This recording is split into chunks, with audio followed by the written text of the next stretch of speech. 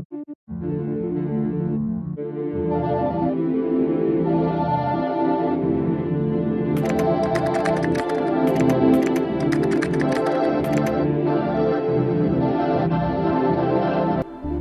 à tous, j'espère que vous allez bien. Je vais aborder aujourd'hui la question de la violence.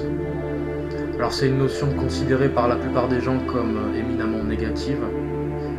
Lorsque quelque chose est affirmé et considéré par la majorité des gens comme absolu et certain, j'ai une sorte de réflexe de questionnement et de critique qui se met en route là.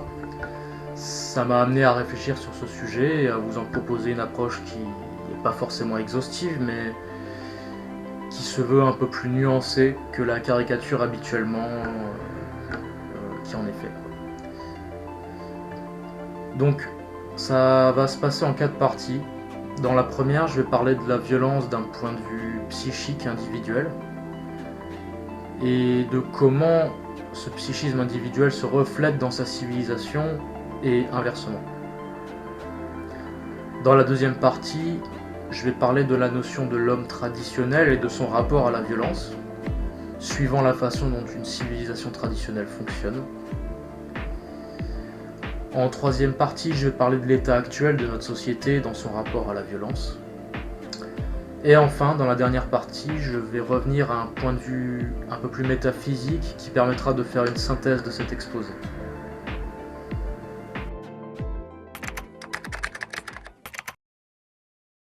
Alors déjà, je vais poser ici la définition du mot violence. Il vient du latin vis, vis, qui signifie force en action, et qui a dérivé en force exercée contre quelqu'un.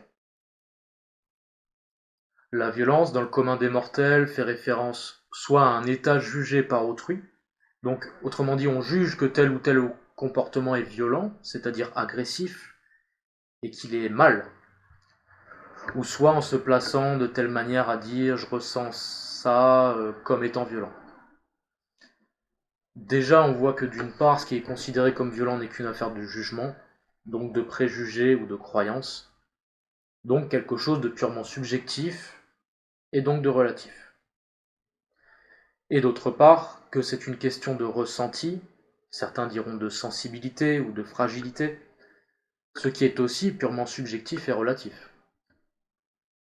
On dit que la violence s'appelle la violence dans ce sens que c'est notre fragilité, nos failles, qui sont à la fois sensibles à la violence, et par réaction, provoquent à leur tour une réaction potentiellement violente, donc de renvoi à l'extérieur, dans un premier cas, ou alors de repli et de fermeture, de refoulement, de contenance, voire de soumission dans le deuxième cas. C'est le principe, à un niveau physiologique, de l'adaptation du vivant à un stress extérieur par deux modes différents, le mode lutte ou le mode fuite. Est-ce qu'on peut dire que l'une de ces deux réactions est meilleure que l'autre?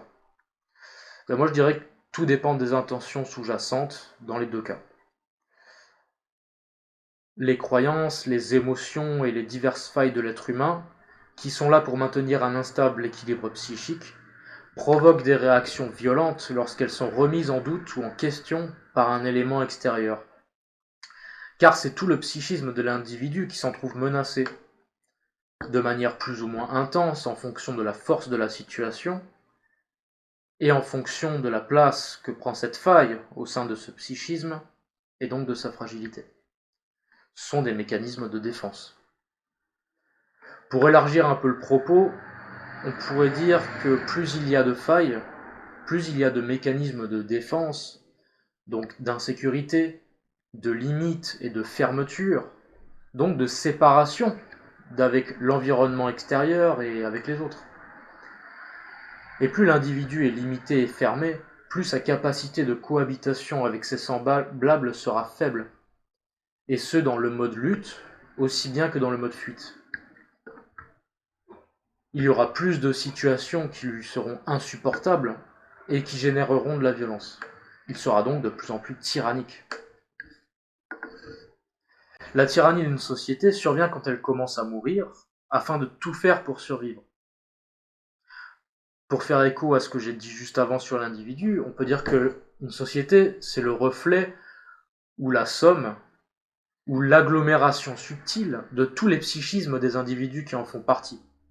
Plus les individus, pris séparément, seront fragiles psychiquement, plus ils seront insécures, plus la société le sera aussi. Et plus elle réagira de manière violente lorsqu'un élément viendra perturber son équilibre précaire. Une tyrannie collective est la somme des tyrannies individuelles. Tyrannies individuelles dont les manifestations sont si nombreuses et diverses que c'est impossible d'en faire le tour. Mais pour en citer quelques-uns, le débat permanent, le prosélytisme, où chacun essaye d'imposer aux autres sa propre vision du monde, sur des sujets en plus souvent superficiels, on le voit bien à la télé, comment ça fonctionne maintenant. Tout ce qui touche aux croyances, c'est probablement ce qui cause le plus de virulence. Plus l'individu s'identifie à des choses aussi extérieures et superficielles que les croyances, plus il sentira sa survie menacée, car voir sa croyance agressée reviendra à voir sa vie menacée.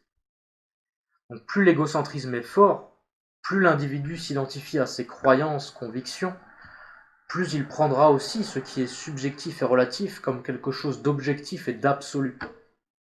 Et c'est là l'hybris, l'orgueil de l'homme dans son extrême degré.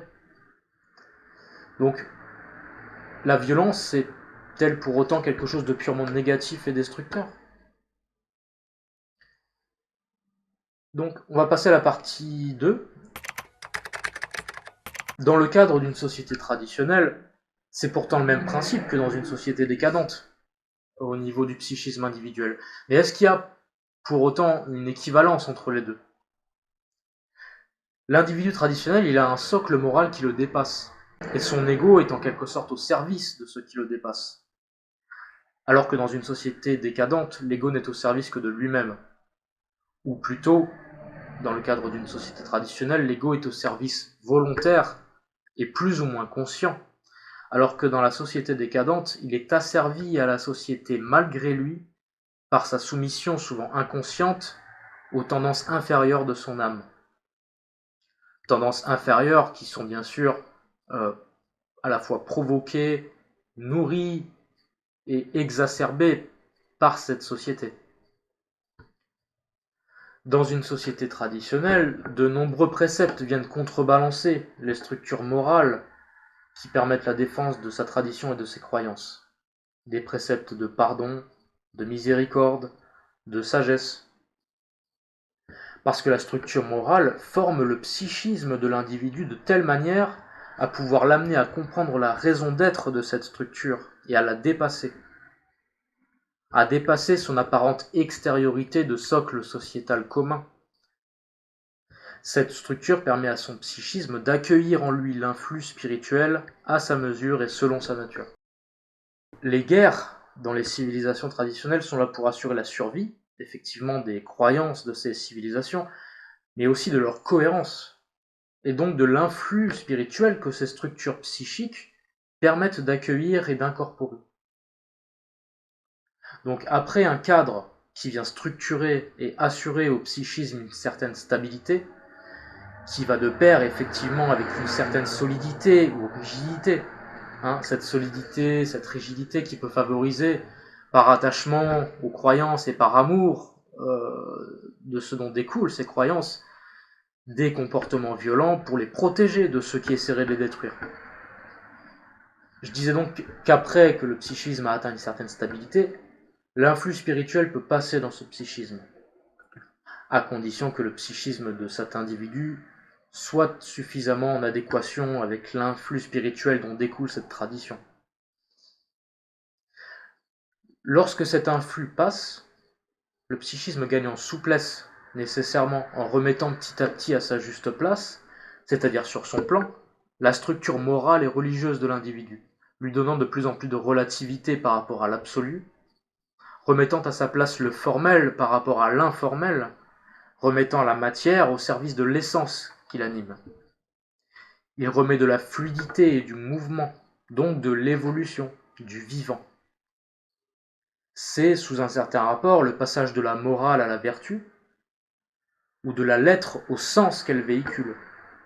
C'est le passage de la croyance à la connaissance, de l'image fixe morte à la totalité essentielle vécue de ce que cette image tente d'exprimer en la figeant. On va passer à la troisième partie. Donc, à notre époque, il est intéressant de noter que les réactions violentes, même si elles sont toujours présentes, semblent tendre à s'effacer, laissant place à une espèce de résignation où les convictions individuelles et l'amour-propre même disparaissent. Car le manque de repères et de valeurs est tel que les individus ont un psychisme trop déstructuré, trop instable et fragile, sans parler de l'absence d'influence spirituelle. Tout ceci laisse la domination aux bas instincts et aux pulsions, aux vices divers qui peuvent se manifester sensiblement différemment selon les natures individuelles, mais globalement les individus ne sont plus dirigés ou presque que par le ventre et le bas-ventre, et par le divertissement. Même la raison a presque déserté. On fait face à des personnes qui se battent pour avoir leur propre nuance de gris dans un marasme goudronné, où toute autre couleur est quasiment absente. La dissolution externe et collective est encore une fois à l'image des dissolutions psychiques individuelles qui vont bien entendu de pair avec une confusion rationnelle exponentielle. Pour ouvrir une parenthèse sur les idéologies de non-violence, j'y vois là en grande majorité un sentimentalisme mielleux qui n'est là que pour cacher à la fois la lâcheté, la peur de la confrontation et le manque de valeur personnelle. Je dis bien en grande majorité, car le credo de la non-violence, il est adopté en quelque sorte comme un idéal à atteindre, en œuvrant sur soi-même dans tout ce qui nous rend violents, sans se diviser et se névroser, j'insiste bien là-dessus, ça peut être intéressant comme moyen d'élévation individuelle. C'est la fameuse guerre sainte, le grand djihad dans l'islam. C'est le combat contre l'ego. Mais le combat qui nécessite justement de ne pas se diviser, se névroser intérieurement. En parlant de lâcheté, d'ailleurs, la définition du mot force est très révélatrice à cet égard. Donc elle vient du bas latin fortia, qui signifie acte de bravoure, et fortia c'est le pluriel neutre substantivé de l'adjectif fortis, qui signifie courageux, ferme, brave. Donc d'où mon rapport entre justement une forme de lâcheté et la non-violence de manière majoritaire en tout cas. Okay. Donc à la suite de cette définition, je vais faire un petit aparté aussi sur l'aspect vertueux et initiatique de la guerre. Dans les civilisations spirituelles, la guerre, elle permet d'acquérir, ou plutôt d'aller chercher certaines vertus telles que le courage, la bravoure, les valeurs du cœur, l'amour. La guerre est leur manière, notamment à la caste des guerriers, à la fois de contribuer au tout que forme la civilisation, donc d'être à son service, comme je le disais plus haut, mais aussi de cheminer intérieurement. Et l'un ne va pas sans l'autre. C'est un travail dévotionnel avant tout. Je le disais tout à l'heure, d'une part, de l'attachement aux valeurs et aux dogmes de la civilisation auxquelles les individus appartiennent découle naturellement de la violence pour la défense de l'intégrité de l'individu, du groupe, de la civilisation. Et d'une autre part, en particulier, mais pas que, mais en particulier pour la caste des guerriers, c'est-à-dire les rois, les nobles, les chevaliers, voire les soldats, il y a comme une préparation du cœur, mot qui est d'ailleurs dérivé du mot courage. Et inutile d'insister sur le symbolisme du cœur dans les traditions, et de ce qu'il symbolise de transpersonnel. Je referme la parenthèse. Pour revenir à aujourd'hui, la peur a pris le pas sur l'amour-propre, et la pulsion de vie a laissé place à la pulsion de mort. On va donc pas vers un monde non violent qui serait finalement une sorte d'apogée de sagesse et d'élévation, mais vers un monde paralysé par la peur, amorphe, résigné, plat, tiède, sans couleur et sans saveur. C'est le principe de dissolution alchimique. Je pense pas vraiment à un tous contre tous affiché et plein de cruauté mutuelle. Je pense plutôt à des autosuicides individuels, les uns à côté des autres, mais sans aucune notion de collectif ou de lien entre eux. Des autosuicides lents, inconscients, apathique et anesthésié. En tout cas, si rien ne survient pour ranimer la flamme de vie, ou alors qu'une sorte de déluge vienne mettre fin à cette interminable agonie générale. Alors c'est un constat général, mais j'ai l'impression que c'est la tendance que j'observe actuellement. Alors on n'y est pas encore, hein, il n'y a qu'à voir le durcissement et la violence aveugle de plus en plus manifeste, notamment en provenance des forces que j'aime appeler de répression, les sbires d'un État qui s'affiche comme étant de plus en plus totalitaire. Il l'était déjà, hein, de manière plus subtile, mais ça devient de plus en plus grossier et manifeste. Après avoir dit tout ça, si on observe les civilisations traditionnelles et qu'on voit l'importance de la force et de la guerre, des valeurs qu'elles soulèvent, de la force de vie qu'elles manifestent, on ne peut qu'espérer le retour d'une forme de violence, ou plutôt de force, chez les individus d'aujourd'hui. Mais une force qui sera basée au moins sur des idéaux et des valeurs, au mieux qui découlera de l'amour du beau, du bien et du vrai, à la place d'une violence aveugle qui prend naissance dans l'orgueil, et ersatz de l'amour-propre, qui prend naissance dans la raison plutôt que dans la croyance mécanique de golem conformiste, qui prend naissance dans la responsabilité individuelle plutôt que dans l'accusation de l'autre et du monde extérieur comme source de nos maux.